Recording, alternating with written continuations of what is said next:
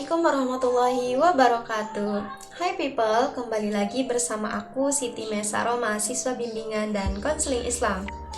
Di video kali ini aku akan cerita dan berbagi pengetahuan lagi ke kalian lewat learning journal Part 3.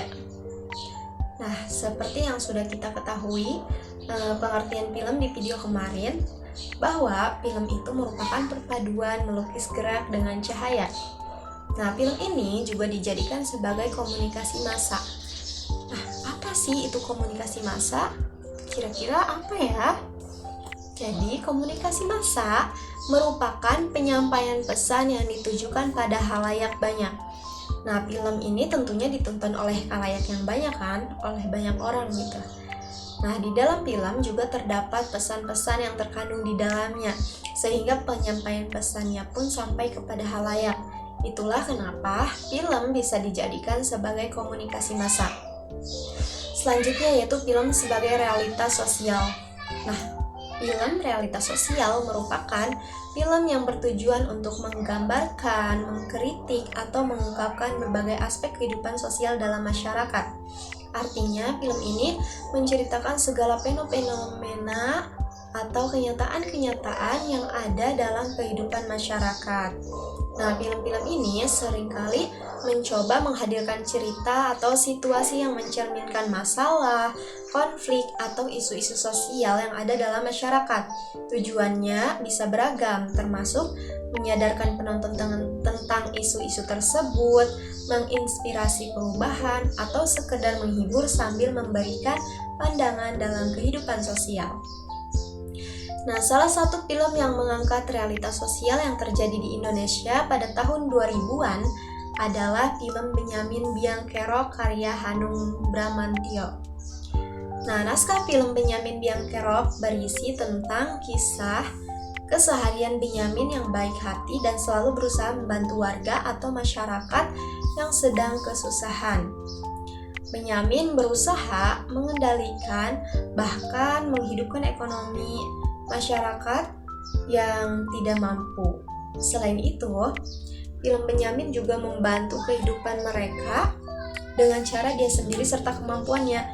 Nah, Benyamin itu berusaha menyadarkan masyarakat bahwa manusia tidak pantas untuk ditindas, melainkan jika ditindas harus melawan selama yang dilakukan itu masih benar. Nah, selanjutnya ada imajinasi pengantar dalam film. Apa sih itu imajinasi pengantar dalam film? Nah, imajinasi pengantar dalam film adalah elemen penting yang digunakan untuk mengunggah perasaan, keterkaitan, dan ekspektasi penonton sebelum cerita utama dimulai. Tujuannya yaitu untuk menciptakan suasana, memperkenalkan karakter, atau menggambarkan latar belakang cerita sehingga penonton merasa terhubung dengan dunia yang akan mereka masuki gitu. Selanjutnya yaitu ada beberapa elemen imajinasi pengantar dalam film. Yang pertama ada musik. Nah, kayak misalkan musik dramatis.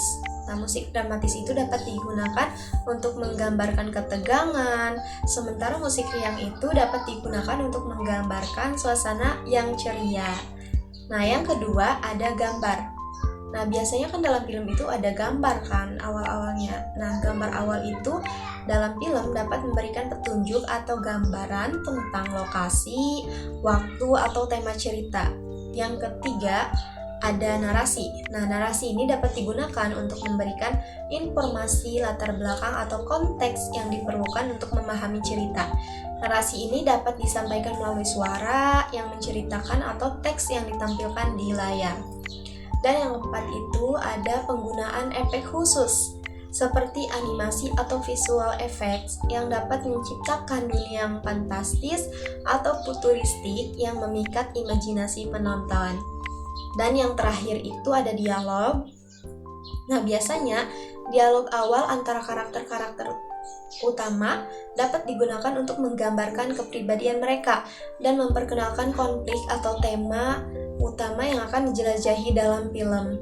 Nah, video kemarin kita sudah membahas jenis film dokumenter, dan di video kali ini kita akan membahas jenis film fiksi.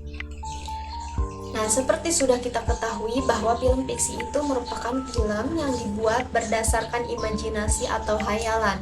Nah, dalam film fiksi ini juga terdapat beberapa genre. Di antaranya yang pertama ada komedi. Nah, film dengan genre ini biasanya menonjolkan tontonan yang membuat penonton tersenyum atau bahkan bisa terbahak-bahak gitu. Kayak misalkan film Warkop DKI. Yang kedua ada genre drama. Nah, film ini dengan genre ini menekankan pada sisi human interest yang bertujuan mengajak penonton ikut merasakan kejadian yang dialami tokohnya, sehingga penonton merasa kayak seakan-akan berada di dalam film tersebut. Yang ketiga ada film action. Nah, film dengan genre ini biasanya mengutamakan adegan-adegan perkelahian, pertempuran dengan senjata atau kebut-kebutan kendaraan antara tokoh yang baik dengan tokoh yang jahat, sehingga penonton ikut merasakan ketegangan, was-was, takut, bahkan bisa ikut bangga terhadap kemenangan si tokoh.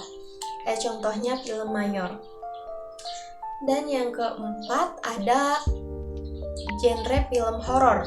Nah, film bergenre ini menyampaikan adegan-adegan yang menyeramkan sehingga membuat penontonnya merinding karena perasaan takutnya. Hal ini karena film horor selalu berkaitan dengan dunia gaib yang dibuat dengan special effect, animasi, atau langsung dari tokoh-tokoh dalam film tersebut. Nah, salah satu contoh filmnya itu film Annabelle. Yang kelima ada film fantasi. Nah, film dengan genre ini biasanya melibatkan unsur magic atau hal di luar jangkauan logika manusia.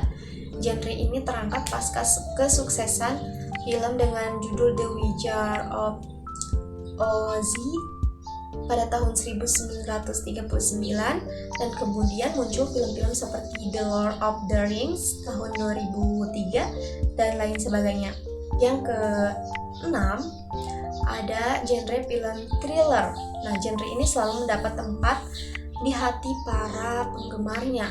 Sensasi ketegangan yang dirasakan ketika menonton film sejenis dapat memberikan sensasi tersendiri bagi para penikmatnya.